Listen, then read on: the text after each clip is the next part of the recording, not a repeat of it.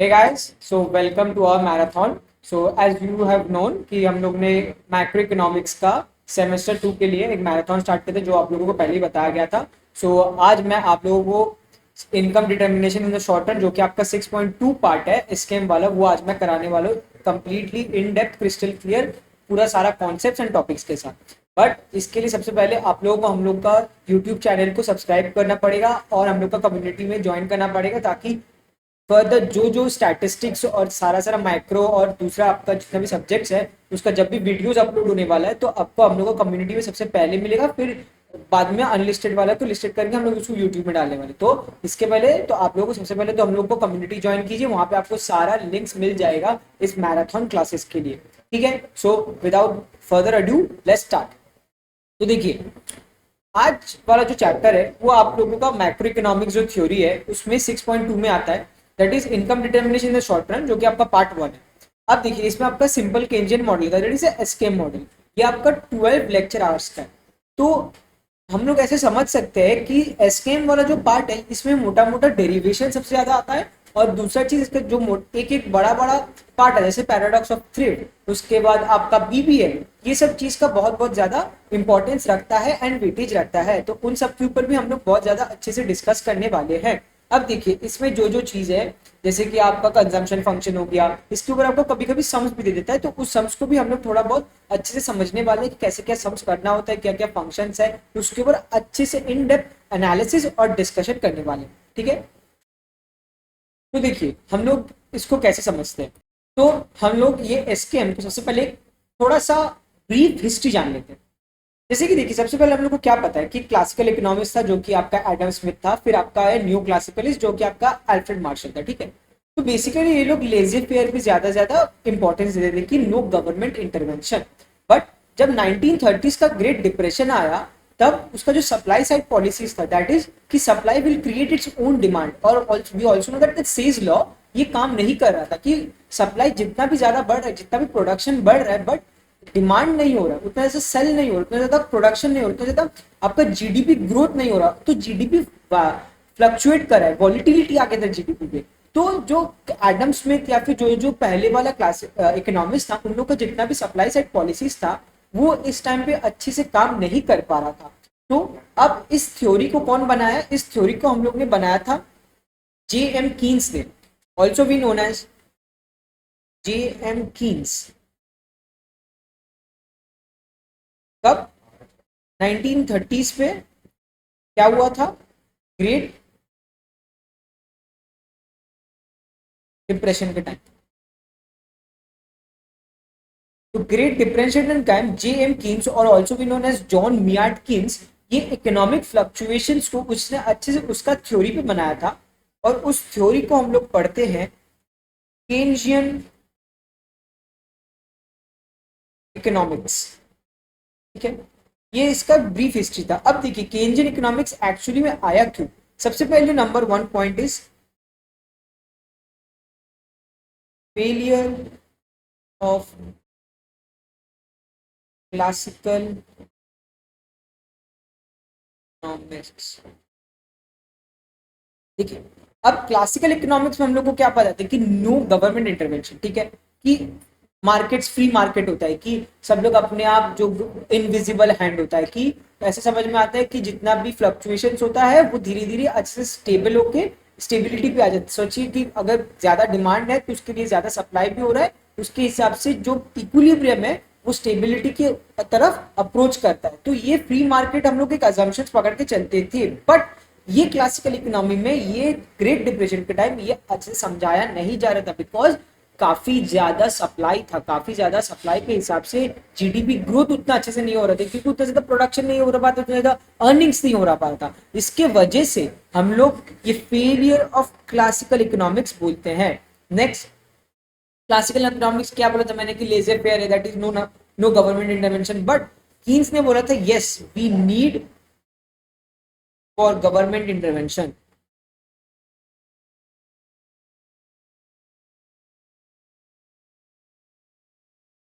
what we needed government intervention that is कि through increase spending. सोचिए कि सब लोग अगर अच्छे स्पेंड नहीं कर रहा है या फिर सब लोग अगर डिमांड नहीं कर रहा है तो कैसे चलेगा।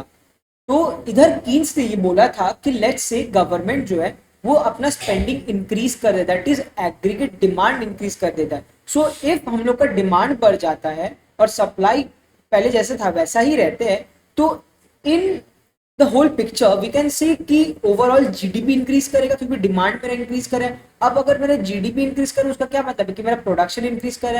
अब अगर प्रोडक्शन इंक्रीज करता है उसका क्या मतलब होता है कि हम ज्यादा लोगों को या फिर ज्यादा लोग को लेगा कि मेरा प्रोडक्शन इंक्रीज करे तो मेरे को I need more human capital, उसकी वजह से मेरा एम्प्लॉयमेंट भी इंक्रीज करेगा। जब मेरा एम्प्लॉयमेंट इंक्रीज कर रहा है उसकी वजह से मेरा इनकम भी इंक्रीज कर रहा है। जब मेरा इनकम इंक्रीज कर रहा है सो आई वुड डिमांड मोर। तो this was the whole cycle of the thought of the Keynesian. क्या बोला था कि लेट्स सपोज गवर्नमेंट इन्वेस्टर कि गवर्नमेंट अपना स्पेंडिंग बढ़ा देता है, क्या कहता है गवर्नमेंट इंक्रीजेज इट्स स्पेंडिंग, उसके हिसाब से क्या हुआ एग्रीगेट डिमांड बढ़ा। ठीक है, अब अगर एग्रीगेट डिमांड बढ़ा उसकी वजह से जीडीपी और ओवरऑल इनकम बढ़ा। ठीक है, ओवरऑल इनकम बढ़ा उसकी वजह से क्या हुआ कि मेरा एम्प्लॉयमेंट भी बढ़ रहा है, या फिर इसको आप ऐसे ले लीजिए एडी बढ़ा तो मेरा प्रोडक्शन भी बढ़ा। ठीक है, प्रोडक्शन इंक्रीज किया। अब जब प्रोडक्शन इंक्रीज किया उसके लिए क्या हो गया कि मेरा एम्प्लॉयमेंट इंक्रीज किया। एम्प्लॉयमेंट इंक्रीज किया तो उसका क्या मतलब है मेरा पर इंडिविजुअली सबका इनकम इंक्रीज किया। अब जब सबका इनकम इंक्रीज किया फिर से एडी इंक्रीज किया तो एक स्पाइरल,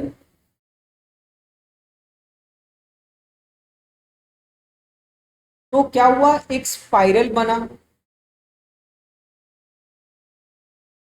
एक स्पाइरल बना कि फिर से एडी बढ़ रहा है, एग्रीगेट डिमांड बढ़ रहा है, उसकी वजह से फिर से इनकम बढ़ रहा है, फिर से प्रोडक्शन बढ़ रहा है, तो ऐसे एक स्पाइरल बनता ही जा रहा है जिसकी वजह से ओवरऑल इनकम या फिर एक पुश मिल रहा है इकोनॉमी में ताकि वो जो डिप्रेशन वाला टाइम है उससे वो निकल सके। So this was the whole thinking of the Keynesian economics. या फिर आप इस वाला पॉइंट में लिखते हैं कि जीडीपी बढ़ा तो एम्प्लॉयमेंट बढ़ा, एम्प्लॉयमेंट बढ़ा तो इंडिविजुअली सबका इनकम बढ़ रहा है। अब जब इंडिविजुअली सबका इनकम बढ़ रहा है तो ओवरऑल एडी भी बढ़ रहा है। तो हम लोग इसको ऐसे समझ सकते हैं अच्छे से कि नीड फॉर गवर्नमेंट इंटरवेंशन का एक्चुअली नीड क्या था। ठीक है, उसके बाद हम लोग क्रिटिक करते हैं एक और चीज की कि सप्लाई साइड पॉलिसीज नहीं आएगा।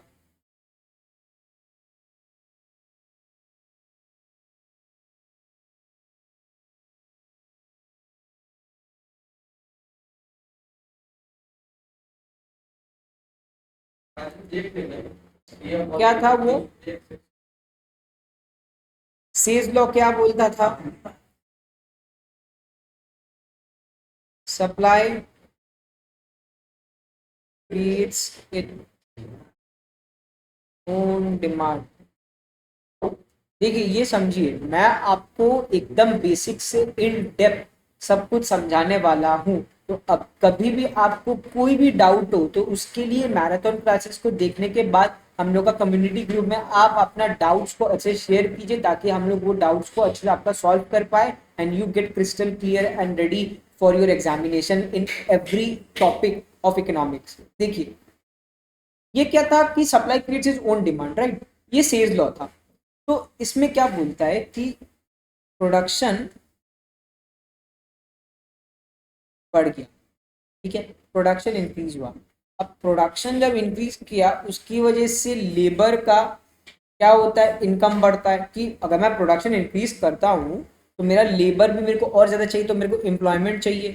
तो एम्प्लॉयमेंट एकदम सिंपली मैं समझाता हूँ, एम्प्लॉयमेंट इंक्रीज हो रहा है। अब जब एम्प्लॉयमेंट इंक्रीज हो रहा है तो हर एक इंडिविजुअल का इनकम भी इंक्रीज हो रहा है।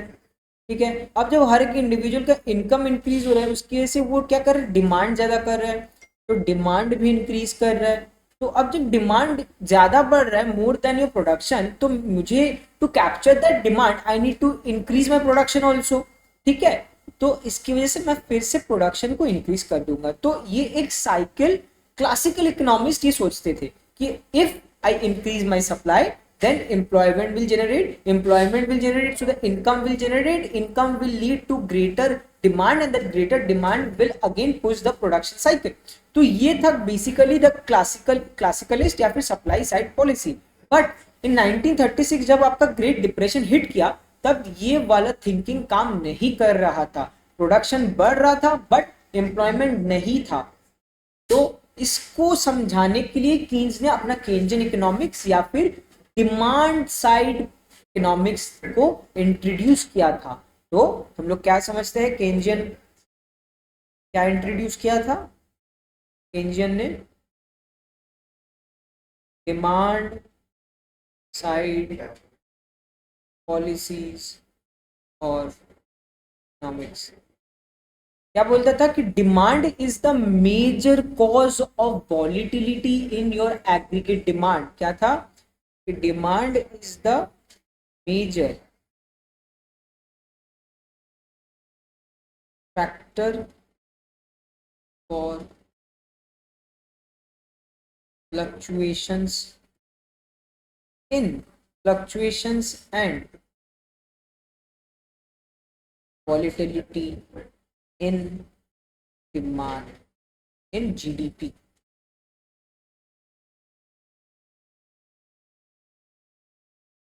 And I hope you know what is the meaning of GDP, or we also called it as income, कि ओवरऑल इनकम क्या है। ठीक है, और इसके लिए ये जो मेजर फैक्टर हो गया, तो इसके लिए वो बोलता था कि केंजियन इकोनॉमिक्स में हम लोग ज्यादा फोकस किए किसके ऊपर? एग्रीगेट डिमांड पर। ठीक है, तो हम लोग मेजरली फोकस किए एग्रीगेट डिमांड पर। तो ये आपका एक मोटा मोटा सा छोटा सा एक हिस्ट्री हो गया कि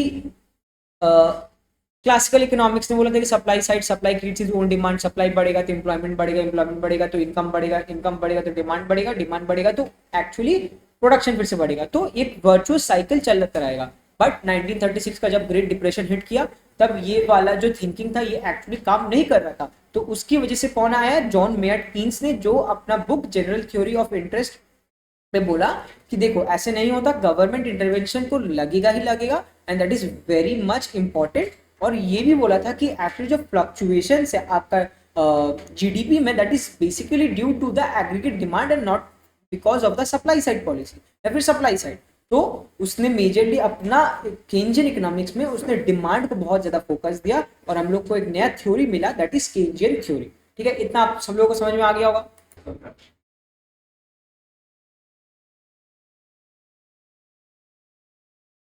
अब चलिए थोड़ा सा हम लोग सिंपल केंजियन मॉडल के बारे में समझते हैं कि एसकेएम एक्चुअली है क्या।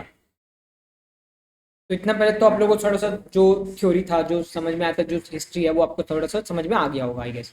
अब देखिए एसकेएम के बारे में लिखते हैं कि simple Keynesian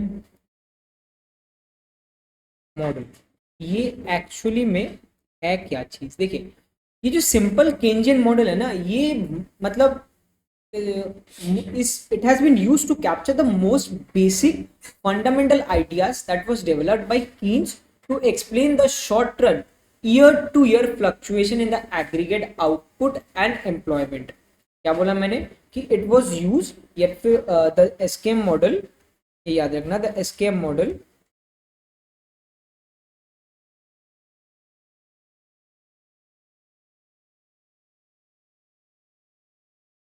captures the most basic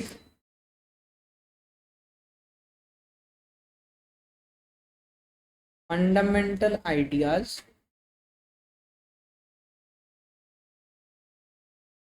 developed by Keynes to explain short run. याद रखना ये शॉर्ट रन के बारे में है, short run year two year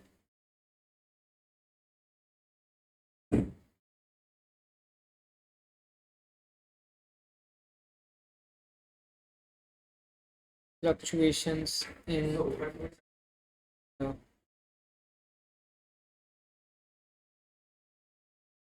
aggregate output and employment in a developed market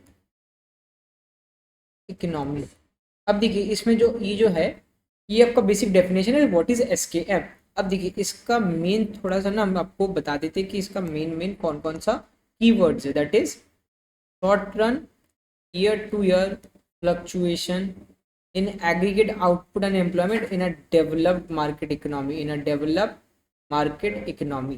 ठीक है, ये आपका मोस्टली कीवर्ड्स है। तो इसमें हम लोग क्या समझ रहे हैं, क्या बता रहे हैं कि एसकेएम जो है ये आपका बेसिक फंडामेंटल आइडियाज, मतलब क्या कीज ने बहुत सारा सारा आइडियाज दिया था कि कैसे क्या करना चाहिए, क्या क्या मतलब इंक्रीज करना चाहिए, या फिर कौन सा गवर्नमेंट एक्सपेंडिचर इंक्रीज करने से क्या होगा। तो इसको एक सिंपल फॉर्म में हम लोग एसकेएम के अंदर डालते हैं कि उसका आइडियाज को, ताकि समझा पाए कि ईयर टू ईयर जो जो फ्लक्चुएशन है, कभी जीडीपी आपका बढ़ गया, कभी आपका जीडीपी कम हो गया, या फिर कभी आप देखते हो एम्प्लॉयमेंट बहुत ज्यादा इंक्रीज हो गया या फिर बहुत ज्यादा कम हो गया।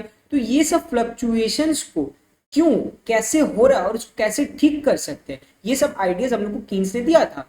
अब इस आइडिया को हम लोग इकोनॉमिक्स में एक सिंपल मॉडल से यूज करते हैं समझाने के लिए, और वो मॉडल को हम लोग बोलते हैं द एसकेएम और the simple Keynesian model.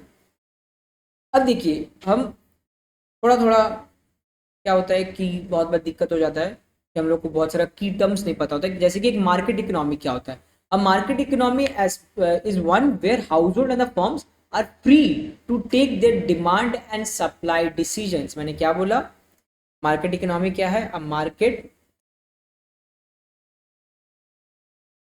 Economy is one where households and firms are free to take their demand slash supply decisions. That is, इसका क्या मतलब है कि फर्म्स और जो प्रोडक्शन करते हैं प्रोड्यूसर्स, फर्म्स ये क्या डिसाइड कर सकते हैं कि what to produce,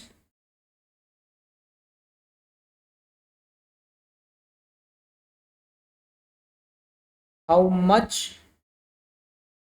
to produce,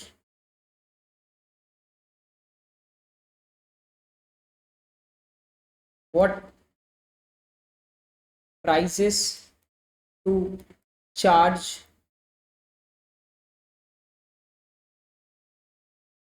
whom to employ. ये सब डिसीजंस फर्म खुद से ले सकता है। ठीक है, और हाउस होल्ड क्या कर सकते हैं, हाउस होल्ड कौन कौन सा डिसीजन ले सकते हैं कि what to buy,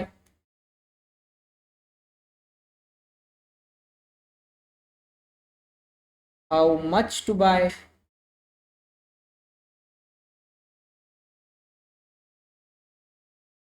what and how much factor services to sell. उसके बाद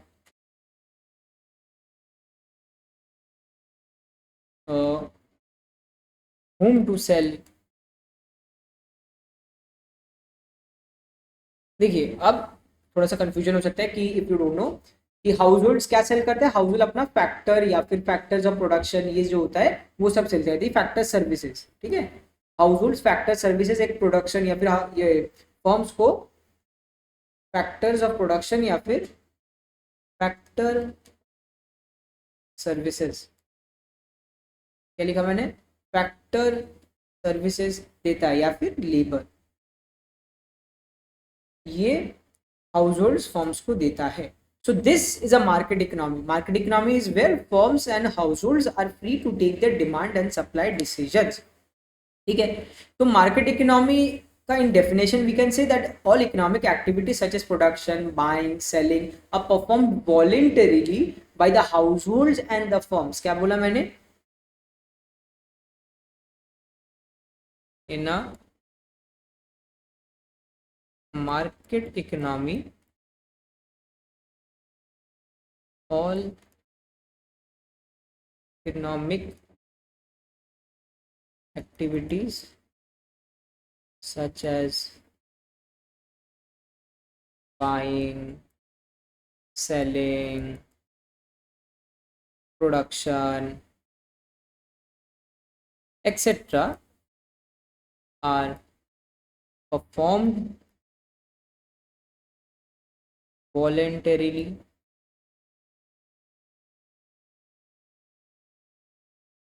by the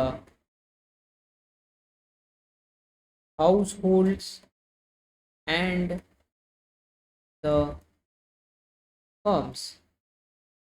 ठीक है, ये आपको समझ में आएगा कि this is what we mean by market economy. तो चलो अब हम लोग पढ़ेंगे कि एसकेएम के बारे में हम लोग समझ लें कि what is SKM, the major part. SKM model for a closed economy without government. So ये जो मॉडल है तो हम लोग इसमें क्लोज्ड इकोनॉमी पकड़ रहे हैं एंड विदाउट गवर्नमेंट पकड़ रहे हैं। अब समझिए ये जो क्लोज्ड इकोनॉमी है यहाँ पे ओनली 2 वेरिएबल्स या फिर 2 मेजर फैक्टर्स है। कौन कौन है? नंबर 1 हम लोग का house holds and number 2 firms. अब हाउस होल्ड्स क्या सप्लाई करता है? Factor services. और क्या डिमांड करता है फॉर दैट?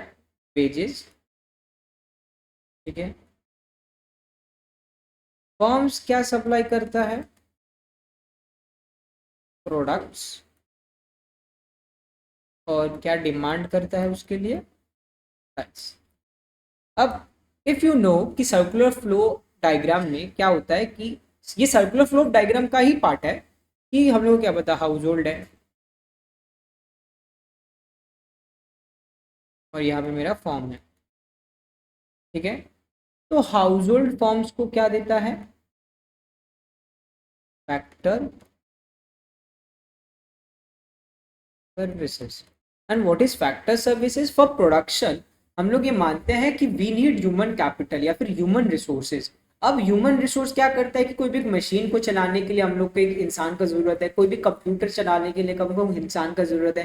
तो ये जो इंसान है, ये जो फैक्टर सर्विसेज है ये इंसान देता है। या फिर कोई भी चीज़ में एक्सपर्टीज देना हो जाता है या फिर कैसे भी काम कैसे कराना होता है, वो सब के लिए वी नीड ह्यूमन, और इसी को हाउस होल्ड अपना देता है, दैट इज फैक्टर सर्विसेज। अब इन फैक्टर सर्विसेज के लिए फर्म्स इनको क्या देते हैं?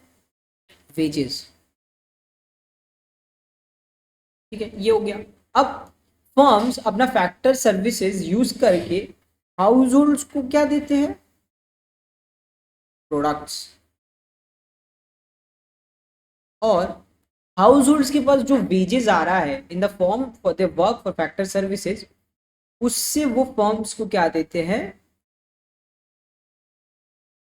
Price for the products. ठीक है, ये एक सिंपल आपका 2 मॉडल केस है। ठीक है, अब एसकेएम भी इसी को थोड़ा बहुत समझाएगा, बट उसके लिए हम लोग को सबसे पहले कुछ कुछ टर्म्स को समझना पड़ेगा कि number 1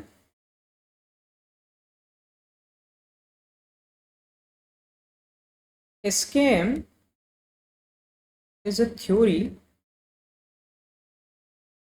of determination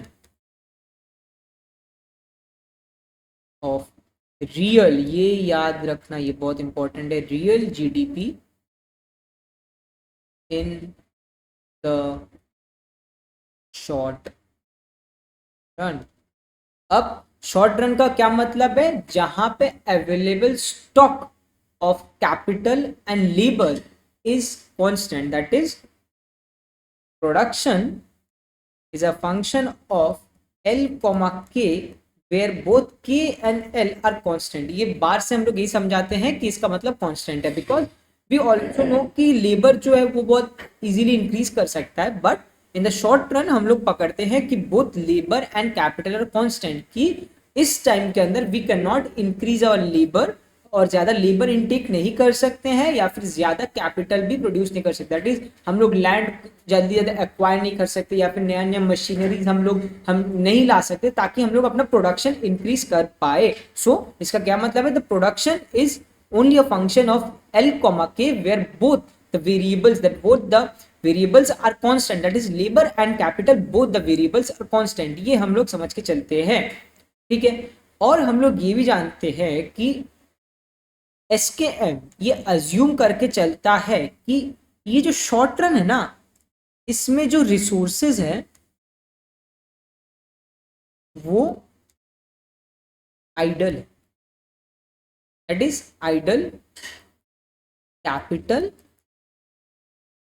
and labour.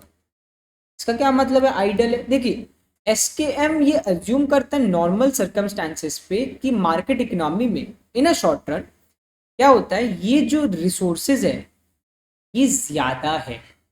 मतलब हम लोग क्या पकड़े कि पहले तो ये कांस्टेंट है, लेट्स सपोज 100 है, बट हम लोग अभी जितना प्रोडक्शन कर रहे हैं उसमें हम लोग को 70 units of both capital and labour लग रहा है। क्या बोला मैंने कि in the economy 100 units of K, L है, मतलब कैपिटल और लेबर है, but right now we are only using 70 units of K, L। तो इसका क्या मतलब है, जो 30 यूनिट्स है ऑफ K, L, ये कैपिटल एंड लेबर, ये जैसा का है वैसा ही है, कोई यूज नहीं कर रहा है, कोई से काम नहीं कर रहा है, तो ये मेरा आइडल है। तो ये जो रिसोर्सेज है ये प्रोडक्टिव है but they are idle in nature. तो हम लोग ये समझ रहे हैं कि अभी भी हम लोग के पास 30 units of labour and capital है और अभी भी मेरे पास प्रोडक्शन हो रहा है, बट इस प्रोडक्शन में we only take 70 units of capital and 70 units of labour. ये हम लोग एक अज्यूम कर रहे हैं कि एग्जाम्पल है, ठीक है, समझाने के लिए कि आइडियल रिसोर्सेज है। ये समझ में आ गया। तो इसको हम लोग एक और वे में कैसे बोलते हैं कि the model assumes that normally in market economy the level of GDP in any short run, कोई भी शॉर्ट रन पीरियड में, is usually less than the maximum that can be produced with the stock of labor, capital and natural resources available to the economy in a given period. मतलब इसका क्या मतलब आ रहा है कि हम मॉडल में ये अज्यूम करें, जैसे कि आपको बोला कि आइडियल रिसोर्सेज है तो मैं उसको फुल्ली यूटिलाइज नहीं कर रहा सारा रिसोर्सेज को, तो उसका क्या मतलब है कि 70 यूनिट्स से लेके मैं लेट्स सपोज 700 यूनिट्स प्रोड्यूस कर पा रहा हूँ। एक्चुअली मुझे जहाँ पे 1000 प्रोड्यूस करना चाहिए था वहां पे मैं 700 ही ओनली प्रोड्यूस कर पा रहा हूँ। तो इसका क्या मतलब है कि usually less than the maximum. तो मैक्सिमम मेरा 1000 है और मैं प्रोड्यूस करो 700, तो usually it is less than the maximum. तो इसका यही मतलब होता है the maximum level of output that can be produced in the economy in a given period by fully utilizing its productive resources is available and it is referred to as full employment or potential level of output। तो एक नया term हम लोग क्या समझे, full employment और potential level of output. इसका क्या मतलब है?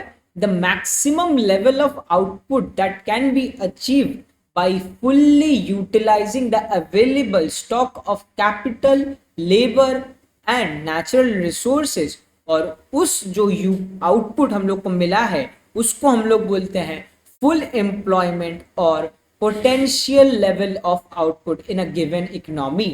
ठीक है। So basically the model assumes that the GDP of a market economy is less than the full employment level or the potential level of output at every period. तो क्या assume करता है? नंबर वन,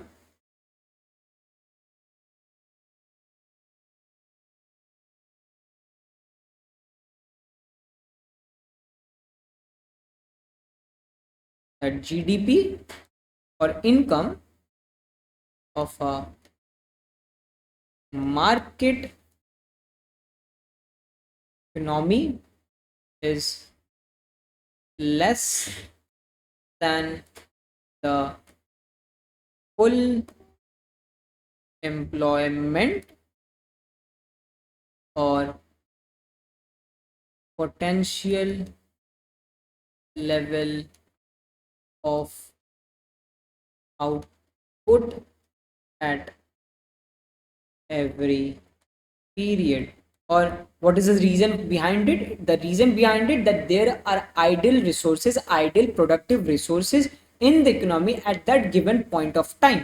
ठीक है, ये हम लोग समझ गए कि इसके पीछे का क्या रीजन है कि आइडल रिसोर्सेज या रिसोर्सेज बैठा हुआ है, हम लोग उसको ठीक से यूज नहीं कर पा रहे, जिसके हिसाब से हम लोगों को नहीं मिल रहा है फुल और पोटेंशियल लेवल ऑफ आउटपुट। अब देखिए दूसरा अजम्पशन कि हम लोग ये अज्यूम करके चलता है इस मॉडल में that prices remain fixed over that period of time. क्या? तो इसका क्या समझ में है कि जो प्राइसेस है ये फिक्स रहता है और द प्रोड्यूसर्स विल इंक्रीज और decrease, that is adjust their supply according to the demand. क्या बताया मैंने कि producers will adjust, that is increase और decrease their supply according to their demand. मतलब प्राइस जो है वो फिक्स्ड है, प्रोड्यूसर्स प्राइस को ना ही इंक्रीज कर सकता है ना ही डिक्रीज कर सकता है। क्या इसका क्या मतलब है? सोचिए कि अगर डिमांड बढ़ गया किसी भी चीज का and I am a producer या फिर यू आर अ प्रोड्यूसर, मैं आपको ज्यादा चार्ज कर सकता हूँ because your demand is increasing. ठीक है, बट यहाँ पे क्या होता है, हम लोग एसके मॉडल में ये मान के चलता है कि अगर डिमांड बढ़ा भी है तो उसके हिसाब से प्राइस नहीं बढ़ेगा। क्या बढ़ेगा? उसका आउटपुट नया जनरेट होगा, नया नया रिसोर्सेज यूज करना पड़ेगा, नया लेबर यूज करना पड़ेगा ताकि और ज्यादा प्रोडक्शन हो और जो एक्स्ट्रा डिमांड है उस एक्स्ट्रा डिमांड को मीट करने के लिए नया नया प्रोडक्ट्स आए। देखिए तो इसको मैं एक छोटा सा डायग्राम से मैं आपको समझाता हूँ।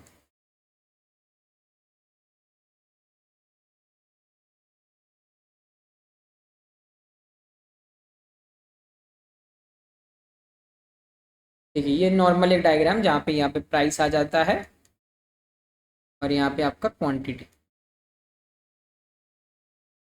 ठीक है, देखिए एकदम सिंपली समझाता हूँ। ये मेरा डिमांड इनवर्स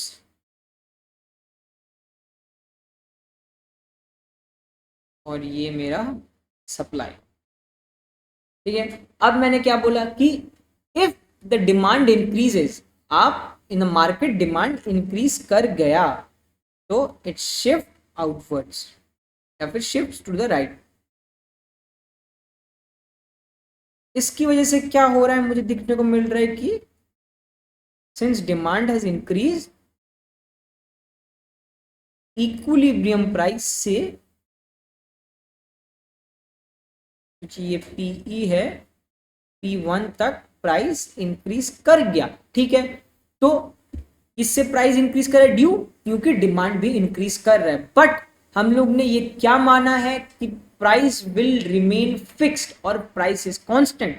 तो if the price is constant, तो since there is a new demand, ये पीई प्राइस जो कि मेरा फिक्स्ड है, यहां पे quantity demanded is let's say Q2। ठीक है, और पहले ये क्यू ई था और ये क्यू वन कर देते, ठीक है।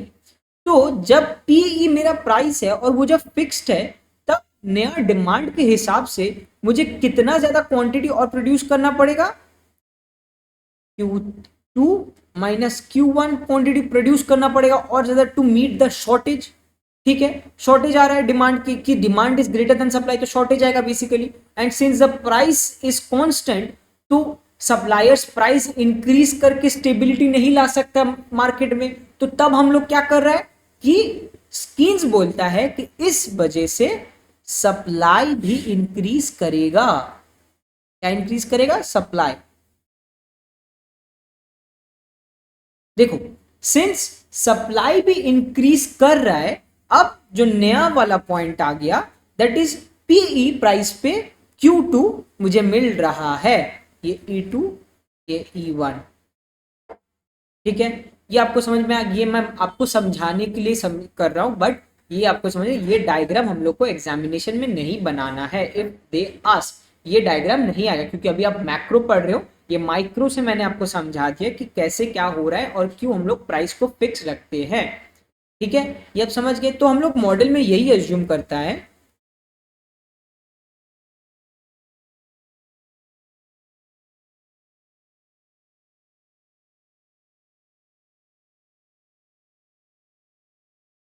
प्राइस रिमेन्स फिक्स, इसके लिए producers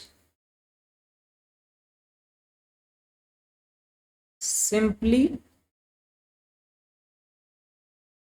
adjust their supply or output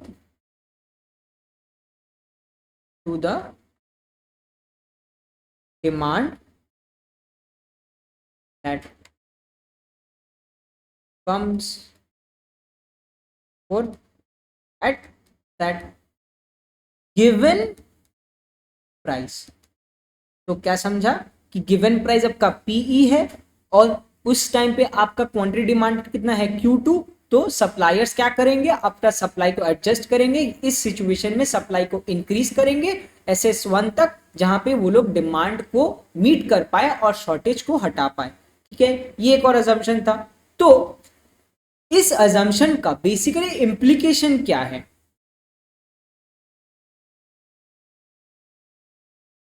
इस अजम्पशन का मतलब है कि हम लोग के पास रियल जीडीपी आ रहा है, रियल जीडीपी। और उसका रियल जीडीपी का क्या मतलब है? At constant prices. इसकी क्या इम्प्लीकेशंस आता है कि the real GDP in a market economy in a given period is determined by the real demand for goods produce and services in a given period. तो इसका इम्प्लीकेशन क्या है? Real GDP is determined by aggregate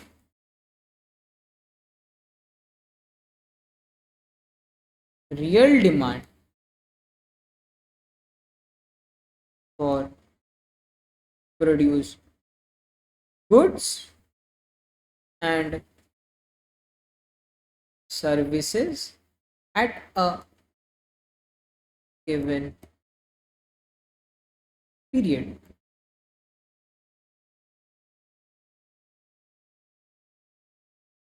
अब देखिए, आप ये सोच सकते हैं कि हम लोग ये रियल वाला टर्म क्यों यूज कर रहे हैं यहाँ पे, बट मैं इफ आई से कि इंडिया का जीडीपी हैज इंक्रीज, मतलब 2024 में जीडीपी वाज लेस से 200 रुपीज, ठीक है, but now the GDP is 250 rupees. मैंने क्या बोला कि 2024 में जीडीपी वाज 200 रुपीज, बट 2025 में जीडीपी इज 250। तो अगर आप लेमैन है या फिर आपको उतना ज्यादा इकोनॉमिक्स नहीं समझ में आता है, so what will you think कि yes GDP has increase, GDP मतलब 50 से इंक्रीज किया है। तो मैं क्या सोच सकता हूँ कि एक्चुअली ज्यादा गुड्स एंड सर्विसेज प्रोड्यूस हुआ है इंडिया में, बट आपको ये समझना पड़ेगा कि 2020 से 2025 तक प्राइजेस भी इंक्रीज किया है। ठीक है, पहले 2020 में आपको एक चॉकलेट मिलता था 10 रुपीज में, बट 2025 में लेट सपोज वो चॉकलेट का दाम 15 रुपीज हो गया। ठीक है, तो ओवरऑल जो कंजम्पशन था या फिर ओवरऑल जो स्पेंडिंग था वो इंडिया में सेम ही रहा या फिर उससे कम भी हो सकता है, but the number has increased 200 से अब 250 बिकॉज 10 रुपीज का चॉकलेट अब 15 रुपीज में मिल रहा है। ठीक है, तो इसकी वजह से क्या हो गया, the number the volume has increase but actually the goods produced and sold and services produced and sold in the economy has either been constant और it has deteriorated. Because of these two reasons हम लोग क्या पकड़ते हैं कि real GDP होना चाहिए, that is constant price पे। So if that is the situation तो हम लोग ये सोच सकते हैं कि कांस्टेंट प्राइस पे 2025 में जीडीपी आपका 250 से होकर 210 हुआ है। 210 हुआ है मतलब 10 का इंक्रीज। इसका क्या मतलब हुआ कि yes the GDP has increase by 10। इसका क्या मतलब है, 10 यूनिट्स या फिर 10 rupees worth of new goods and services has been produced in India from 2020 to 2025। तो हम लोग को ये कांस्टेंट प्राइस या फिर रियल जीडीपी का पीछे का रीजन समझ में आ गया होगा कि हम लोग क्यों रियल या फिर कांस्टेंट प्राइस में ले रहे हैं ये वाला चीज। आई गेस इतना तक आप सब लोग को समझ में आ गया होगा। तो हम लोग ये बोल सकता है कि एसके में we follow the major determinants of aggregate real demand for goods and services। ठीक है, what we say we focus on the major determinants। SKM में we focus on major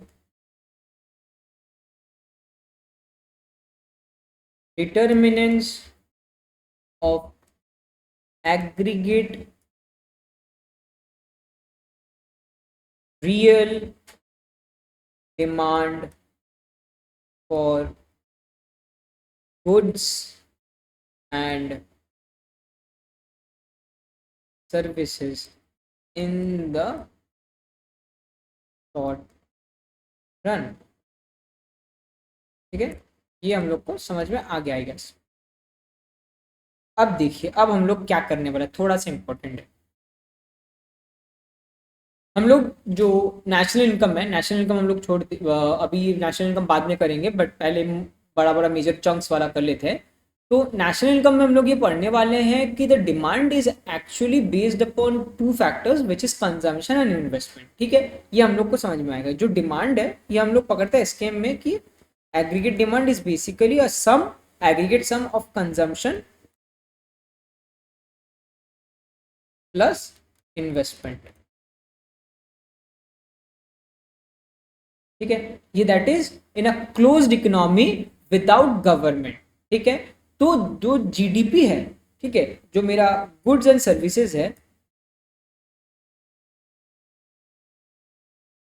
ये बेसिकली क्या समझाता है कि इधर I buy it for my consumption, कि मैंने कपड़ा खरीदा है या फिर एक टी शर्ट खरीदा है फॉर मी वेयरिंग इट। ठीक है, for me styling it I buy that T shirt. या फिर I buy a T shirt for investment purposes, that is मैं एक बहुत उसको खरीद के उसको मैं बेचने वाला हूँ at a higher price at somewhere else. ठीक है, तो इन्वेस्टमेंट पर्पज हो गया कि मैं आर्बिट्राज करने वाला हूँ। सो मैं गुड्स एंड सर्विसेज को कंजम्पशन या फिर इन्वेस्टमेंट पर्पस के लिए ही यूज कर रहा हूँ।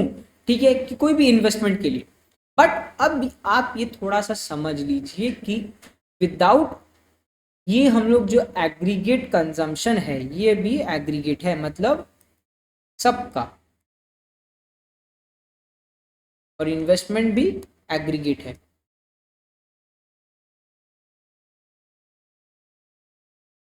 बट ये आप समझिए ये जो कंजम्पशन और इन्वेस्टमेंट है ना, ये हम लोग समझते हैं components of final demand for produced goods. इसका क्या मतलब है, डिमांड्स फॉर इनपुट नहीं होता है, इंटरमीडिएट के लिए नहीं यूज करते। ठीक है, समझिए इसका बात कि इसका क्या मतलब मैंने समझाया। अब ये थोड़ा बात समझ लीजिए कि मैंने आपको क्या बताया कि एग्रीगेट डिमांड कंजम्पशन और इन्वेस्टमेंट का सम है, और ये जो है गुड्स एंड सर्विसेज जो प्रोड्यूस हो रहा है इकोनॉमी में, वो बेसिकली मैं कंजम्पशन और इन्वेस्टमेंट पर्पस के लिए ही करता हूँ। अब थोड़ा सा ट्रिकी पार्ट आता है कि ये जो मेरा कंजम्पशन है ये एक्चुअली क्या है, ये जो मेरा इन्वेस्टमेंट है ये एक्चुअली क्या है। These are regarded, these consumption and investment is regarded as the components of final demand for produced goods। इसका क्या मतलब है कि एक्चुअली ये जो डिमांड है ना गुड्स एंड सर्विसेज का, that is not for intermediate purpose, that is only for consumption या फिर only for the final use. मतलब मैं एक टी शर्ट खरीद रहा हूं, उसका ये मतलब नहीं है कि मैं उसको बाद में कहीं और जाके बेचने वाला हूं, या फिर मैं कोई भी फ्रूट्स या फिर फल खरीद रहा हूं उसको मैं बाद में जाके कहीं पे बेचने नहीं वाला, मैं उसका खुद के कंजम्पशन के लिए यूज करने वाला हूं।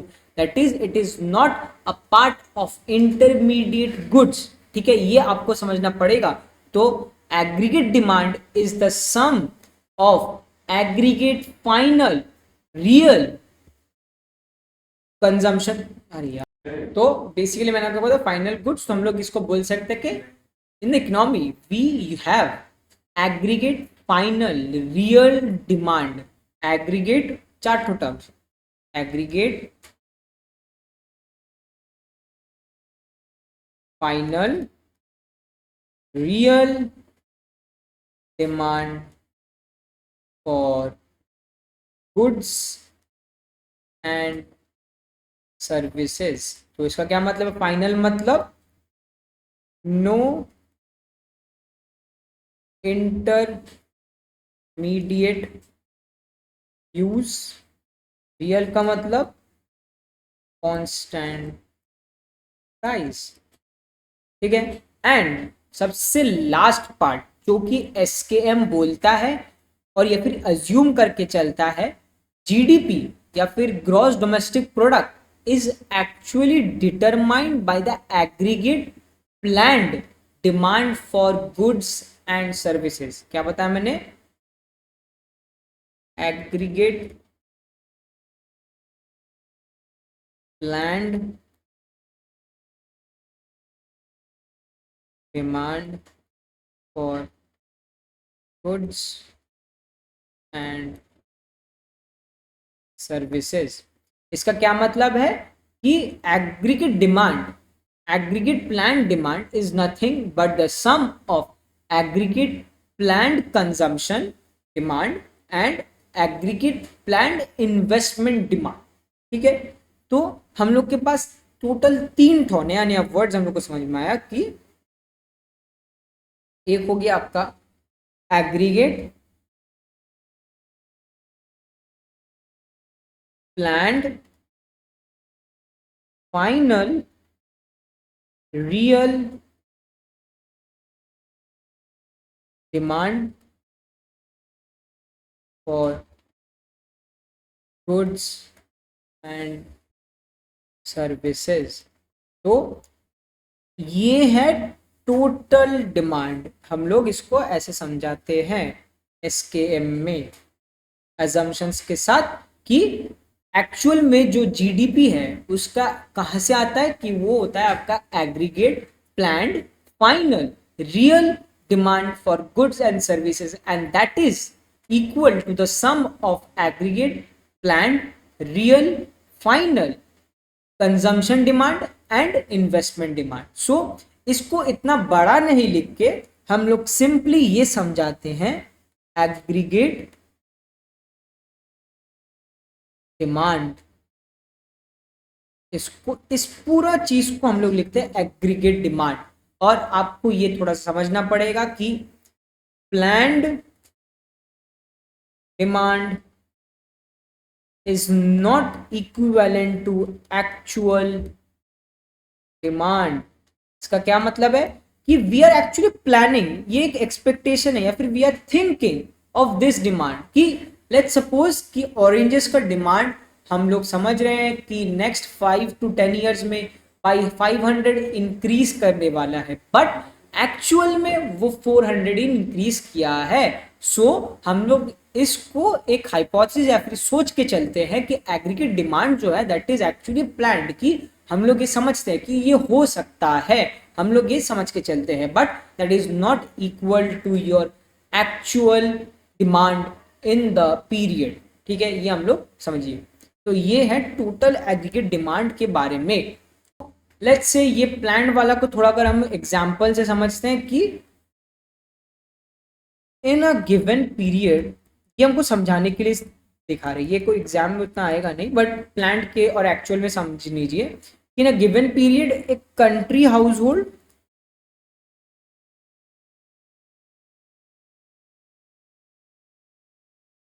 प्लान्ड, समझिए planned to buy goods worth ₹1000 for consumption. तो हम लोग इस मॉडल में ये वाला नंबर को लेके चलेंगे, ठीक है, बट एक्चुअल में क्या हुआ, हाउस होल्ड एक्चुअल और could bye ₹500 worth of goods. इसको समझ के चलते रीजन शॉर्टेज ऑफ सप्लाई, कि मुझे जो खरीदना था वो एक्चुअली शॉर्टेज हो गया, जिसकी वजह से मैं ₹1000 का नहीं खरीद पाया, but I had only bought ₹500 का। तो हम लोग SKM में इस नंबर को लेके चलेंगे rather than the actual one. तो इसीलिए हम लोग बोलते हैं कि aggregate planned final real demand for goods and services. आपको एज सच इतना तक समझ में आ गया होगा। तो मैंने आपको क्या बोला कि aggregate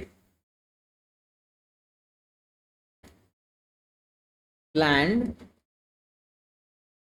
final real demand for goods and services is the sum total of aggregate planned final real demand, real consumption demand and investment demand.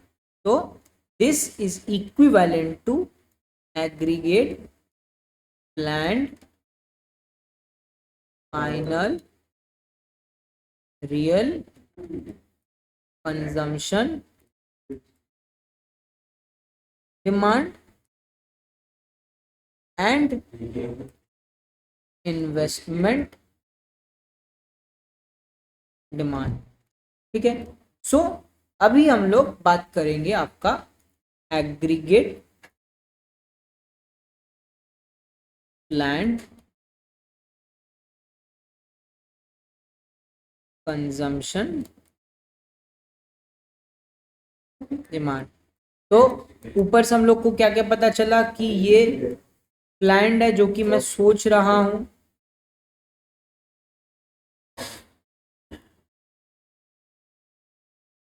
ये मेरा फाइनल है, that is not for intermediate use, that is raw materials के लिए नहीं है,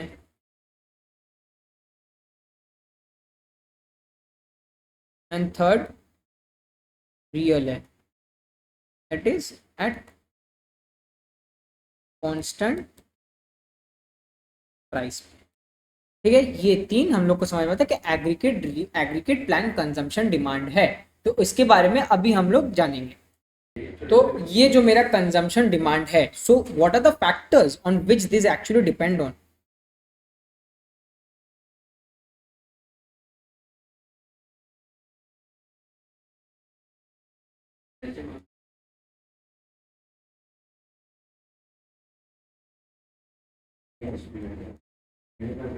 So Keynes actually said that the personal disposable income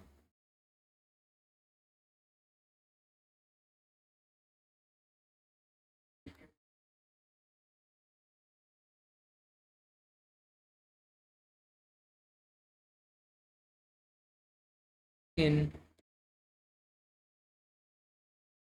real terms as the major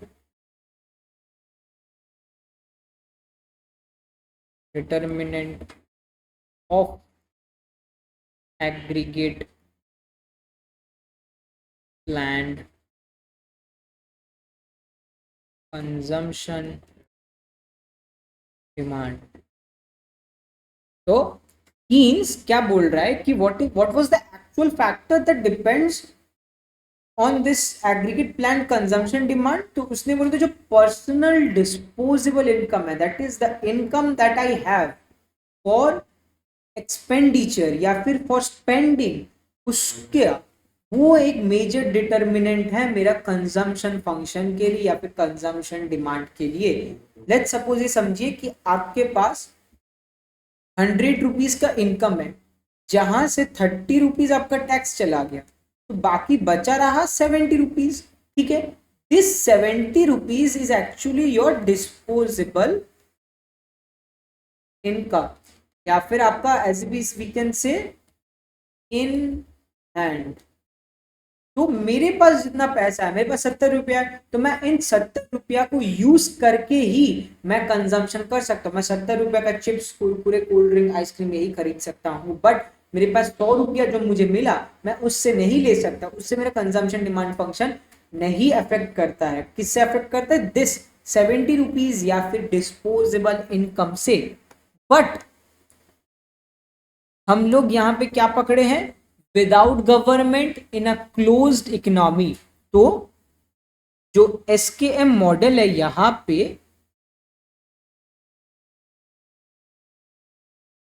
ये जो SKM model है विदाउट सेविंग्स,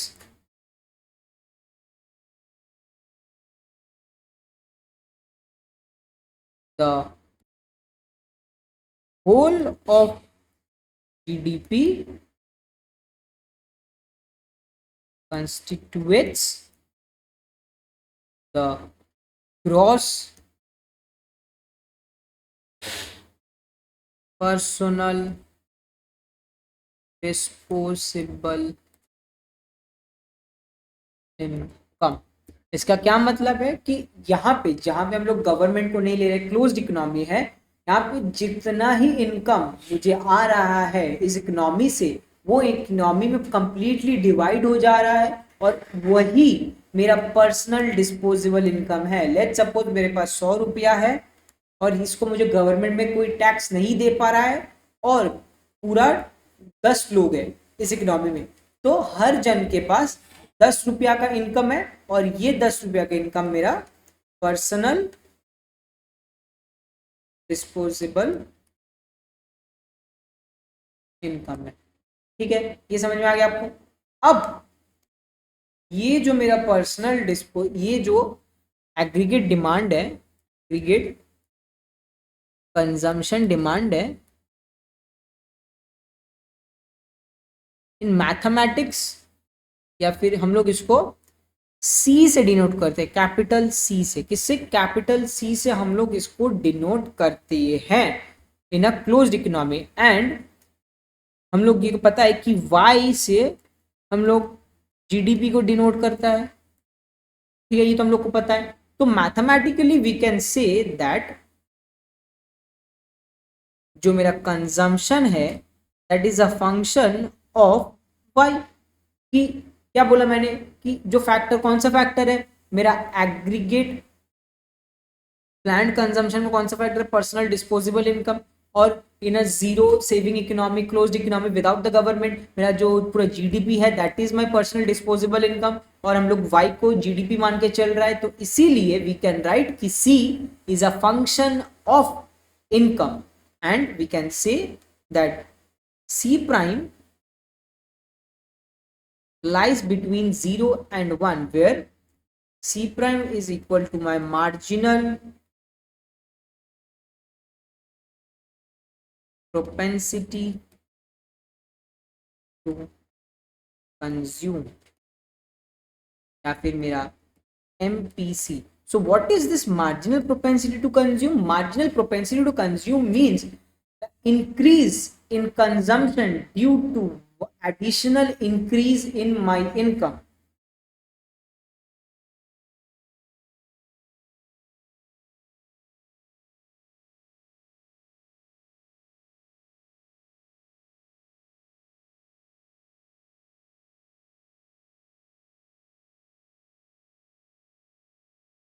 तो क्या मतलब है, मेरा जब इनकम बढ़ रहा है उसके लिए मेरा कंजम्पशन कितना बढ़ रहा है, ठीक है। और हम लोग ने यहाँ पे ये लिखा है इट लाइज बिटवीन 1 and 0। अब ये 1 and 0 का इंपॉर्टेंस क्या है, देखिए मेरा बात समझिए। ये जो सी प्राइम है, C prime is my marginal propensity to consume. अब मार्जिनल प्रोपेंसिटी टू कंज्यूम का मैंने आपको क्या मतलब बताया कि मेरा कंजम्पशन कितना इंक्रीज कर रहा है due to my increase in my income.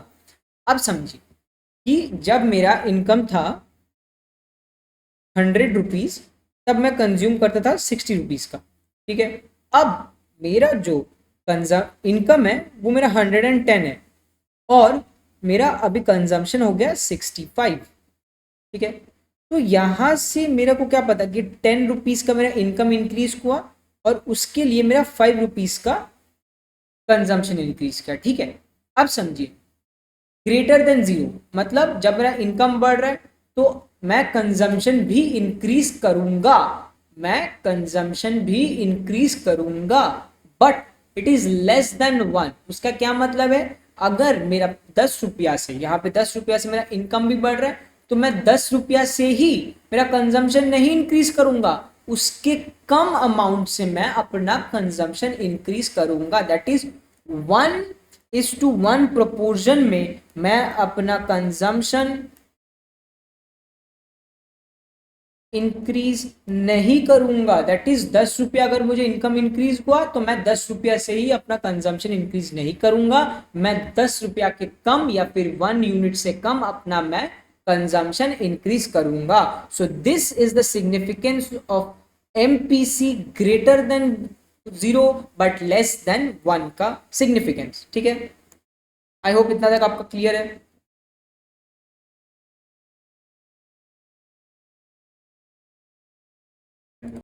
So the marginal propensity to consume gives the amount of increase in aggregate planned consumption demand or expenditure due to unit increase in income. So तो फिर से मैं जो restriction जो Keynes ने लगाया था कि C prime that is marginal propensity to consume is greater than 0 but less than 1, it is because he assumed that a increase in income actually induces consumers to increase their consumption but not to the complete limit।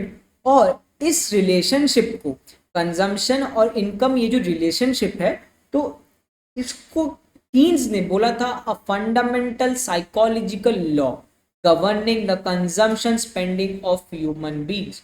तो ये जो C and Y का जो relationship है इसको Keynes ने क्या बोला था, a fundamental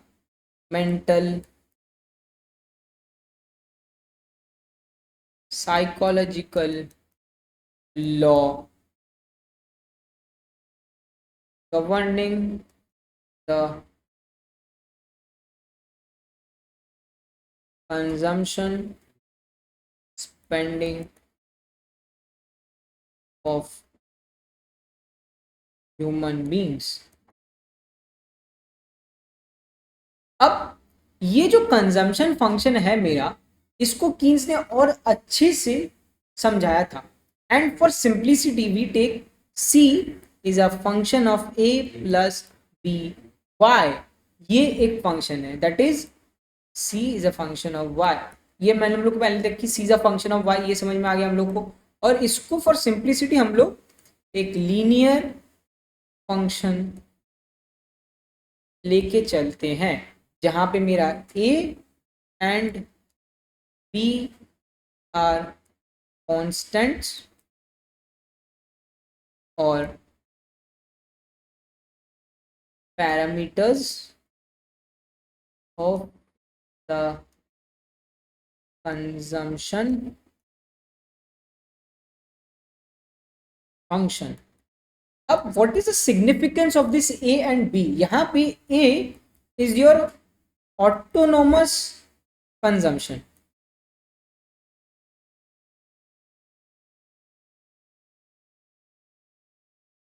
and B is your MPC. अब ये ऑटोनोमस कंजम्पशन का क्या मतलब है कि ये मेरा फंक्शन था c equals to A plus B Y. अब जब मेरा इनकम ही जीरो है, let suppose y equals to zero है, तो c इक्वल्स टू ए हो जाता है। क्या बोला मैंने? जब मेरा y जीरो है तो मेरा c इक्वल्स टू ए हो जाता है, that is consumption is equal to A. और ये जो a है it is not dependent on y, it is independent of y। तो इसका क्या मतलब है? जब मेरा इनकम भी नहीं रहेगा but I will still consume something, and that consumption without my income is known as autonomous consumption. ठीक है, ये समझ में आ गया। और ये मैंने क्या बोला था? MPC, B is equals to MPC. तो बी का क्या, एमपीसी का क्या मतलब? क्या बोला था कि the unit increase in consumption due to a unit increase in your income. तो क्या मतलब होता है कि लेट सपोज मेरा पहले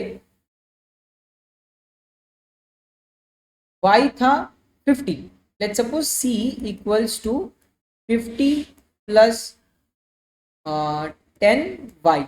ठीक है, जब मेरा y 1 था तब मेरा c कितना था? 60। ठीक है, अब जब मेरा y बढ़ चुका है बाई 2, c कितना हो गया? 70। तो इसके लिए मेरा कंजम्पशन कितना इंक्रीज किया? 10। ठीक है, ये 10 इंक्रीज किया मेरा consumption due to unit increase in Y. और ये 10 और ये 10 सेम है। ठीक है, तो हम लोग क्या समझते हैं? Due to increase in income my consumption has increased by 10। और यही है मेजर डेफिनेशन ऑफ एमपीसी, इसलिए हम लोग बी को लिखते हैं MPC. And since you are from economics background, तो इसको ऐसे नहीं समझा कि हम लोग इसको डेरिवेटिव यूज करेंगे कि dc by dy is equals to b, that is change in consumption due to change in income। ठीक है, इसको हम लोग ऐसे लिख सकते हैं dc by dy equals to b which is a change in consumption due to the change in income। और ये चीज मेरा क्या है? एमपीसी का डेफिनेशन। तो हम लोग को क्या पता चल गया कि c is a function of y which we can write as a plus B Y का फॉर्म में, जहां पे a मेरा हो गया है autonomous consumption and b is my marginal propensity to consume। ठीक है, ये हम लोग को समझ में आ गया पूरा पूरा। तो आप लोगों को ये वाला कंजम्पशन वाला पार्ट समझ में आ गया। So now we'll move on to the aggregate investment expenditure और डिमांड। ठीक है, तो यहाँ पे हम लोग ये मान के चलते हैं फॉर्म्स एंड हाउस होल्ड्स अपना इन्वेस्टमेंट एक्सपेंडिचर करते हैं या फिर make their investment expenditure to augment future income. इसका क्या मतलब है? ये लोग अपना फ्यूचर एक्सपेक्टेशंस के हिसाब से, अपना फ्यूचर इनकम के हिसाब से अपना इन्वेस्टमेंट करते हैं। तो क्या बोला मैंने कि firms and households make investment expenditure to augment future income, ये लोग अपना फ्यूचर्स के हिसाब से। और ये जो मेरा इन्वेस्टमेंट है, हम लोग क्या बोला था कि ये aggregate real final investment demand होगा। और ये जो है इसका मेजर एक डिटर्मिनेंट है, ये इन्वेस्टमेंट डिमांड का मेजर हम लोग अभी इधर बोल सकते हैं कि एक्सपेक्टेशंस पे काम करता है ऑफ इंडिविजुअल्स रिगार्डिंग फ्यूचर। क्या बोला मैंने कि अगर ये लोग एक्सपेक्ट करते हैं फ्यूचर मुझे बहुत ज़्यादा इनकम मिलेगा तो लोग अभी इन्वेस्टमेंट बहुत ज़्यादा करेंगे। और अगर वो लोग सोचा कि नहीं फ्यूचर में मेरा इन्वेस्टमेंट कम होने वाला है, इनकम कम होने वाला है, तो वो लोग अपना इन्वेस्टमेंट कम कर देंगे। तो इसका क्या मतलब है, कीन्स ने ये बोला था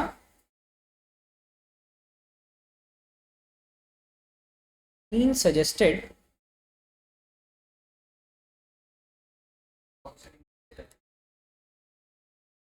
investors investment decisions are driven by some kind of optimization, kind of optimism, ठीक है।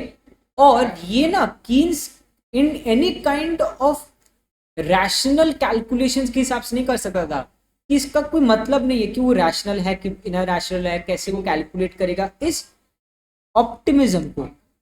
कोई कीन्स कैसे भी इसको कैसे कोई मैथमेटिकल टर्म्स में नहीं करने वाला था उसका एक्सपेक्टेशंस को।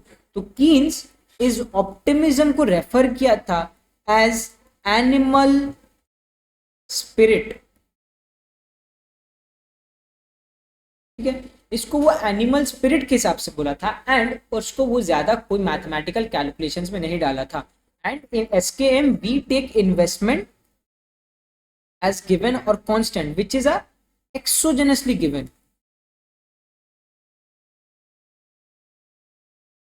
that is outside the model। exogenously मतलब outside the model, तो हम लोग इसको सेम पकड़ता है constant। तो हम लोग ने क्या पढ़ा कि मेरा जो डिमांड है एग्रीगेट डिमांड है that is a aggregate sum total of consumption demand and investment demand. और consumption demand is a function of personal disposable income that is a function of Y. और मेरा investment is a constant that is I bar. तो हम लोग इसको लिख सकते हैं AD is equals to C plus I, ठीक है। तो AD is equals to A plus B Y plus I bar. तो this is the equation for aggregate demand in SKM without government in a closed economy, ठीक है। सो अभी आपका AD का equation मिल गया। So right now we will moving forward to the equilibrium part. देखिए economics लोग इकोनॉमिक फेनोमेना को एक्सप्लेन करते हैं किससे, इकोनॉमिक मॉडल्स के थ्रू या फिर constructing mathematical models. So this is my mathematical model AD is equals to a plus b y plus I bar. So this is the mathematical model which the economist construct to explain the economic phenomenons, ठीक है। अब समझिए मेरा बात कि यहाँ पे दो टाइप ऑफ इकोनॉमिक मॉडल्स होता है, एक होता है आपका स्टैटिक एंड दूसरा होता है आपका डायनामिक। स्टैटिक का मतलब जो टाइम को नहीं लेता है, टाइम को अपना नहीं लेता है।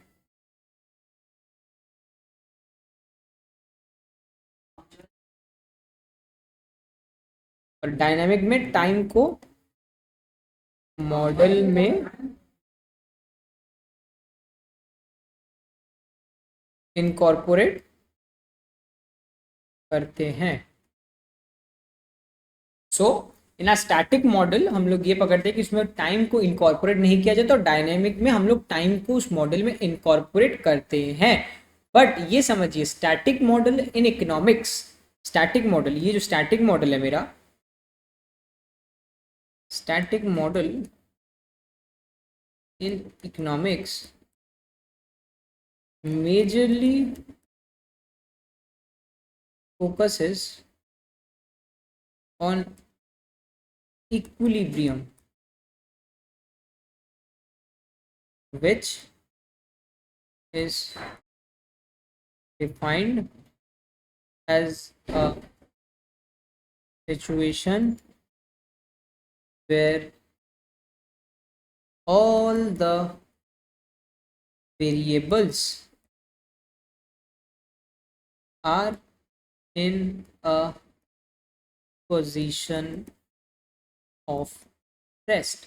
अब समझिए ये जो पोजीशन ऑफ रेस्ट का क्या मतलब है। पोजीशन ऑफ रेस्ट का मतलब नो फ्लक्चुएशंस, कि अगर एक वेरिएबल इस पॉइंट ऑफ टाइम पे इतना है तो दूसरा वेरिएबल भी वैसा ही रहेगा, वो कभी भी अपना पोजीशन से फ्लक्चुएट नहीं करेगा। और इसका मतलब ये एक स्टैटिक मॉडल है। अब समझिए ये जो मेरा एसकेएम है वो एक स्टैटिक मॉडल होता है। SKM is a static model, that is it does not incorporate time into its analysis, and the variables which is your c, I and your y are at a position of rest. अब समझिए ये position of rest का मैं कैसे समझाऊं कि हम लोग ये अजम्पशन किया था कि प्रोड्यूसर जो बिहेवियर है वो क्या करता है, वो चेंज कैसे करता है, वो प्राइसेस फिक्स्ड रहता है जिसकी वजह से प्रोड्यूसर अपना सप्लाई को इंक्रीज करता है। ठीक है, लेट सपोज कि जो डिमांड है वो जैसा का था वैसा ही है। ठीक है, demand is equal to my supply, and since my demand is equal to my supply, उसके लिए प्रोड्यूसर्स अपना प्रोडक्शन नहीं बढ़ाएगा। Since they will not increase their production, तो उसकी वजह से मेरा इनकम भी नहीं बढ़ेगा, और मेरा जब इनकम भी नहीं बढ़ेगा उसकी वजह से क्या होगा, मेरा कंजम्पशन भी नहीं बढ़ेगा। सो क्या बोला मैंने कि क्यू रेस्ट में है कि अगर मेरा डिमांड सेटिस्फाई हो जा रहा है, ठीक है, तो तब क्या होता है कि प्रोड्यूसर्स प्रोडक्शन इंक्रीज नहीं करेगा। उससे क्या होगा, मेरा इनकम और जीडीपी इंक्रीज नहीं होगा।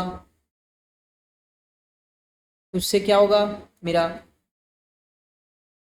कंजम्पशन इंक्रीज नहीं करेगा, और मेरा एडी अनचेंज्ड रहेगा।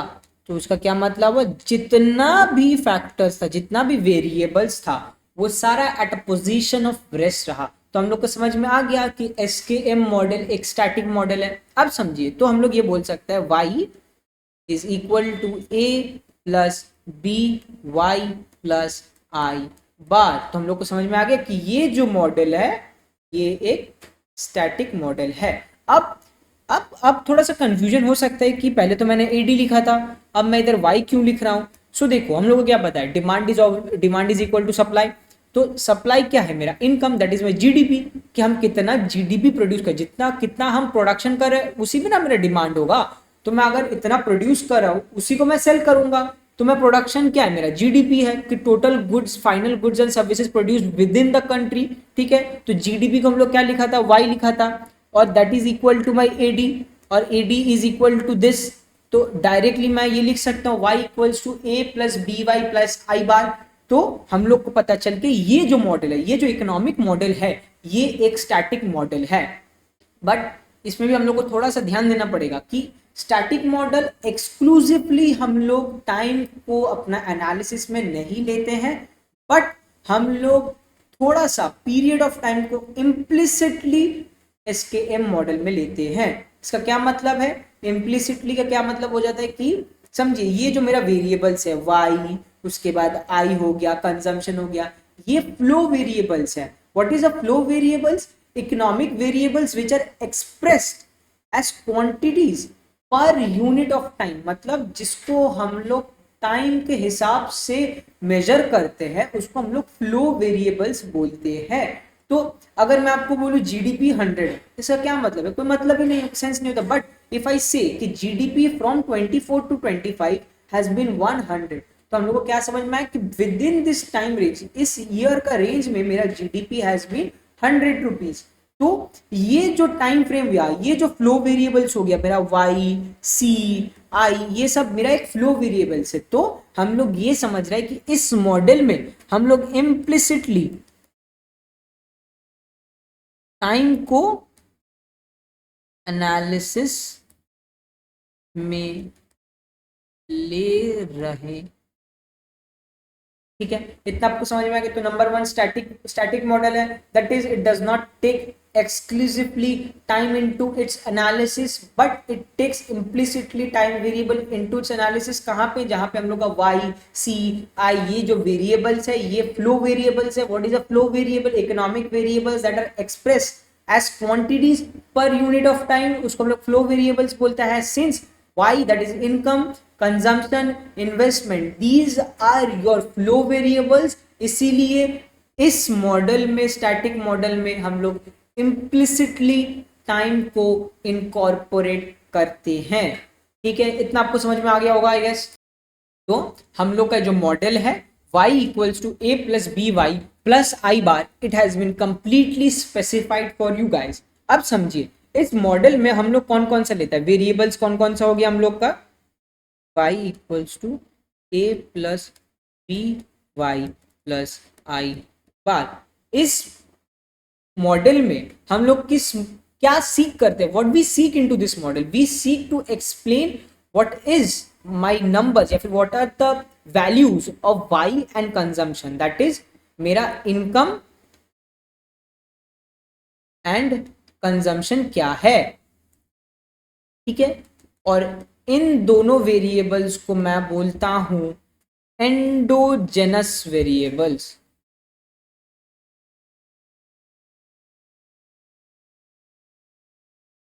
एंडोजेनस वेरिएबल्स क्यों बोलता हूं? क्योंकि model explains them.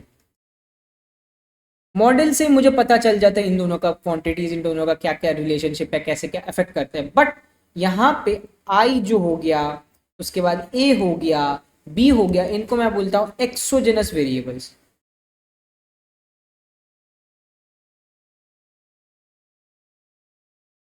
We take them as given. ठीक है, तो हम लोग का मॉडल कंप्लीटली स्पेसिफाई हो गया। मॉडल किसको समझाता है, मेरा इनकम क्या होने वाला है और कंजम्पशन क्या होने वाला है, उसको हम लोग क्या बोलते हैं, एंडोजेनस वेरिएबल्स बोलते हैं। और ये जो आई बार ए और बी हो गया, इसको हम लोग एक्सोजेनस वेरिएबल्स बोलते हैं, because we take them as it is given. तो अब हम लोग इसमें से इनकम कैसे निकाल सकते हैं? देखिए हम क्या बोला कि हम लोग को ये मॉडल क्या निकालता है, इनकम और कंजम्पशन। ठीक है, तो मेरा फंक्शन हो गया y equals to A plus B Y plus I bar. ठीक है, ये है मेरा फंक्शन। तो इसको मैं ऐसे लिख सकता हूँ y minus B Y equals to A plus A bar I bar. इसको मैं y को कॉमन ले लिया तो 1 minus B Y equals to A plus I bar. तो इसको मैं क्या लिख सकता हूँ, Y E is equals to A plus I bar divided by 1 minus B. तो इससे मुझे क्या समझ में आ गया कि इन दिस इकोनॉमी अगर मेरा एग्रीगेट डिमांड और aggregate supply that is my income are equal, तो कौन सा पॉइंट में जाके मेरा इक्विलिब्रियम इनकम मुझे मिलेगा, जहां पे ये इक्वेशन सेटिस्फाई करेगा। ठीक है, ये इक्वेशन जहां पे सेटिस्फाई करेगा and this Y E is the equilibrium income. क्या है ये मेरा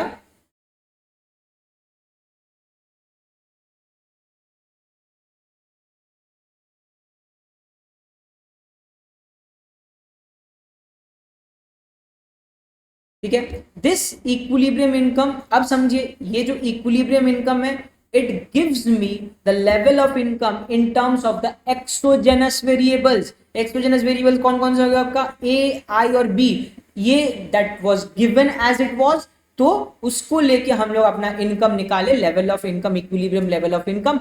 अब इस इक्विलिब्रियम लेवल ऑफ इनकम से हम कंजम्पशन निकाल सकते हैं, because we know C is a function of Y, and C का क्या फॉर्मूला था, C equals to A plus B Y.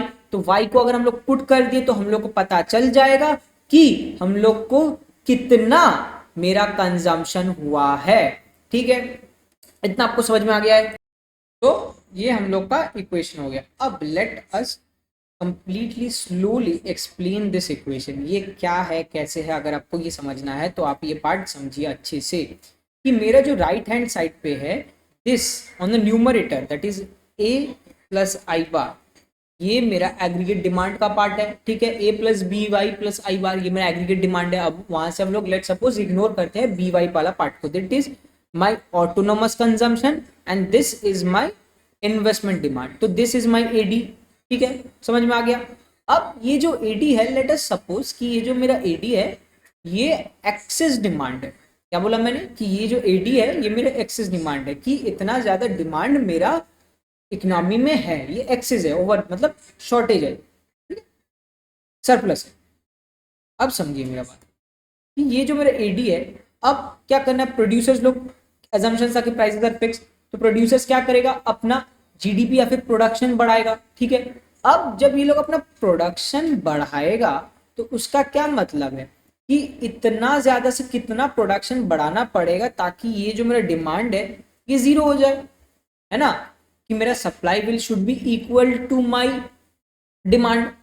S S is equal to D D होना चाहिए, और डी डी मेरा इतना है, तो मुझे सप्लाई भी उतना ही बढ़ाना पड़ेगा। दैट इज मेरे को वाई इतना बढ़ाना पड़ेगा सच दैट ये टर्म जीरो हो जाए, ए प्लस आई बार जीरो हो जाए, मुझे उतना ही सप्लाई बढ़ाना पड़ेगा। ठीक है, अब समझिए ये जब हम एक यूनिट सप्लाई बढ़ाता है या फिर मेरा जब हम इनकम एक यूनिट से बढ़ाता है,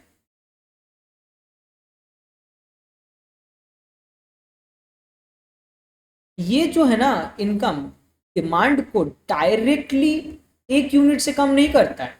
समझिए मेरा बात, ये जो मेरा हम अगर इनकम को या फिर प्रोडक्शन को समझिए, production increase to offset excess demand. ठीक है, तो प्रोडक्शन इंक्रीजेस बाय 1 यूनिट। ठीक है, अब मैं प्रोडक्शन को बढ़ा दिया, मेरा एडी इतना था, ठीक है, एडी इतना है, मेरा प्रोडक्शन हम बढ़ा दिया। बट अब समझिए मेरा बात, जब हम प्रोडक्शन को बढ़ाया उसके हिसाब से क्या हुआ, जो लेबर्स था, जो एम्प्लॉयज था, उसका भी इनकम बढ़ गया, राइट। जब उसका इनकम बढ़ा तो वो क्या करेगा, एमपीसी के हिसाब से वो अपना कंजम्पशन भी बढ़ाएगा, है या ना। जब उसका इनकम बढ़ा तो अपना एमपीसी भी बढ़ाएगा एमपीसी के हिसाब से। तो इतना एक्सेस डिमांड था, इनकम इतना बढ़ा, फिर जाके इतना मेरा फिर से एडी बढ़ गया, राइट। तो मेरा एक्चुअल में अगर मेरे को समझिए मेरा बात, तो मेरा इनकम कितने से बढ़ा, नेग्लिजिबल टर्म्स में 1 माइनस बी टर्म्स में। इसका क्या मतलब है कि if income increases by 1 unit, excess demand falls by 1 minus b units। फिर से समझिए हम क्या बोल रहे हैं, ये जो b वाला पार्ट है दैट इज माय एमपीसी। तो उसका क्या मतलब है कि अगर मैं इनकम 100 रुपया से बढ़ाता हूं और उसके हिसाब से मेरा डिमांड भी 100 रुपये से कम होना चाहिए, बट एम्प्लॉयज को इनकम मिल रहा है तो वो लोग फिर से डिमांड करेगा। कितना डिमांड करेगा, 30 40 जितना भी लगेगा, लेट सपोज 30। तो टोटल में 100 रुपीज से मेरा एक्सेस डिमांड नहीं घटा, 70 रुपीज से मेरा एक्सेस डिमांड घटा है, बिकॉज कि 30 रुपीज से फिर से एक्सेस डिमांड बढ़ जाता है। तो गैप थोड़ा सा बढ़ जाता है। तो in absolute terms 1 minus B unit से मेरा एक्सेस डिमांड कम होता है, एंड वी नो कि excess demand is A plus I bar, ये मेरा एक्सेस डिमांड है। और उसको अगर हम एब्सोल्यूट टर्म्स में 1 माइनस बी यूनिट से डिवाइड करता है तो मुझे क्या पता चल जाता है कि कितना मेरे इनकम बढ़ना पड़ेगा, कितना मेरा वाई ई होना पड़ेगा। और ये इक्वेशन हम लोग को यहां से मिल जा रहा है। तो इस इक्वेशन का बेसिक सा थ्योरी यही है कि 1 माइनस बी डिनोमिनेटर में क्यों आ रहा है, बिकॉज यूनिटरी मेथड से हम लोग को पता चल जाता है कि if 5 units is equal to 700 rupees, तो 1 यूनिट कितना होता है 700 डिवाइडेड बाई 5। ठीक है, तो उसी हिसाब से अगर आप इसको लॉजिक लगाओगे तो यही आता है। और एब्सोल्यूट टर्म्स में मेरा एक्सेस डिमांड कितना से घट रहा है, 1 माइनस बी से कम हो रहा है। 1 माइनस बी से क्यों घट रहा है, क्योंकि बी से क्या हुआ, बी एमपीसी से वो बढ़ रहा है। ठीक है, एमपीसी से कंजम्पशन फिर से बढ़ रहा है, तो एक्चुअल में 100 रुपया से नहीं घट रहा है, उससे थोड़ा कम में घट रहा है। यहाँ पे हम लोग 1 या फिर 100 जो भी आप एक डिनोमिनेशन पकड़ लीजिए आपके हिसाब से इजीली, बट हम लोग 1 पकड़ते हैं ताकि उसको कंसाइसली स्केल डाउन कर जा सके। तो उसलिए हम लोग को ये इक्वेशन मिलता है। ठीक है, इतना आप लोगों को समझ में आ गया होगा। तो इसको हम लोग डायग्रामेटिकली कैसे बनाएंगे, ऐसे। ये एक 45 डिग्री हेल्पिंग लाइन बोलते हैं हम लोग इसको, 45 डिग्री। ठीक है, ये मेरा कंजम्पशन है, that is A plus B Y, this is my Y and this is my C comma I comma A D. ठीक है, and this is my A D and this difference is my I bar. ठीक है, और ये 45 degree मैंने आपको क्या बोला, हेल्पिंग लाइन है। And this point is my A का क्या मतलब है, मेरा ऑटोनोमस कंजम्पशन। एंड सिंस मेरा आई कॉमन है, एफ आई कॉन्स्टेंट है, हम उसको एक सीधा लाइन में लिख देगा आई बार। तो एडी का मैंने क्या बोला था, सी प्लस आई होता है। तो ये जो डिस्टेंस है, ये वाला डिस्टेंस हम लोग को पता चल गया कि this is nothing but I bar. ठीक है, और ये जो आई है मतलब ए, हम लोग ने क्या बोला था, ऑटोनोमस कंजम्पशन क्या बोले थे कि जब मेरा इनकम 0 है, मैं फिर भी एक पॉइंट पे कंज्यूम करूंगा, तो इस पॉइंट में मेरा इनकम इज 0, तो फिर भी मैं कंज्यूम कर रहा हूं, दैट इज माई ए। और बी वाई क्या है, एज माई वाई इंक्रीजेज, मेरा बी कितना, मेरा कंजम्पशन कैसे इंक्रीज हो रहा है, that is my by B. तो इसलिए ए प्लस बी वाई से हम लोग का लीनियर लाइन रिलेशनशिप बन रहा है और ए डी ऐसे बन रहा है। नाउ आप पूछ सकते हो कि यहां से मुझे मेरा income that is equilibrium income कहां से मिलेगा, एट दिस पॉइंट जहां पे मेरा 45 डिग्री लाइन और ए डी इंटरसेक्ट करेगा, दैट इज माई वाई ई। अब आप ये पूछ सकते हो कि यहां पे क्यों, because we know that this diagram, ये जो मेरा डायग्राम है, this is my first quadrant, और first quadrant is a 90 degree, ये पूरा 90 डिग्री है। And if we want to divide it equally, तो उसका क्या मतलब है, 45 डिग्री होना चाहिए। 90 डिग्री को अगर मैं डिवाइड करता हूँ 2 से तो 45 डिग्री होता है। सो एट दिस पॉइंट ये जो है, ये मेरा डिमांड जो है, ये मेरा डिमांड जो है यहाँ पे जितना डिमांड है वहीं उतना ही सप्लाई है, that is this point and this point are equal, है ना। तो उसका क्या मतलब, मेरा डिमांड भी जितना है उतना ही मेरा सप्लाई है। तो इसलिए हम लोग इस इंटरसेक्शन को इक्विलिब्रियम पॉइंट समझते हैं। मैं फिर से बता रहा हूं, this is not your supply line, this is my helping line. हम लोग इसको हेल्पिंग लाइन बोलते हैं, not supply line. Helping line बोलते हैं ताकि इस पॉइंट का इंटरसेक्शन में हम लोग को ये समझ में आता है कि एट दिस वाई ई मेरा equilibrium that is equal to this Y E मेरा एक्चुअल में जीडीपी है। तो इसीलिए हम लोग इसको, या फिर एक्चुअल में इस वाई के हिसाब से मुझे पता चल रहा है कि मेरा ए डी आई सी कितना है, which is all equal to this Y E. इसीलिए हम लोग यहाँ पे करते हैं इंटरसेक्शन को, और इसके बाद हम लोग को पता चल जाता है कि this is the diagram of SKM without government in a closed economy in a small.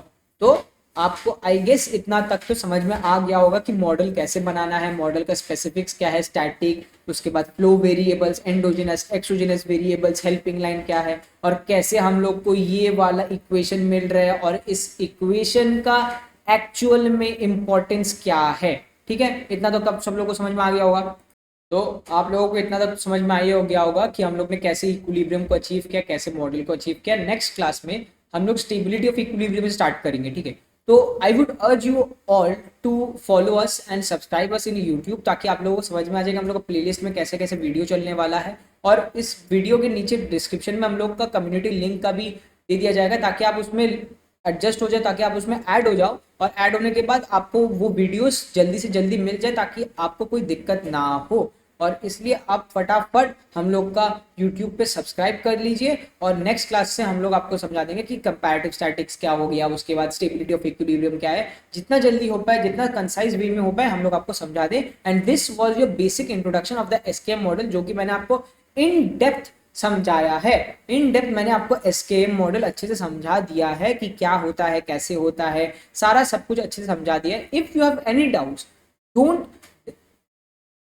If you have any doubt don't be scared to post it in our YouTube comments, या फिर आपको और भी ज़्यादा दिक्कत है तो आप लोग हम लोग का व्हाट्सएप ग्रुप में ज्वाइन कर लीजिए। वहाँ पे आप अपना जो भी डाउट है आप लिख दीजिए, उसको बहुत से जल्दी with in half an hour आपको उसका सोल्यूशन दे दिया जाएगा। So keep posted and thank you.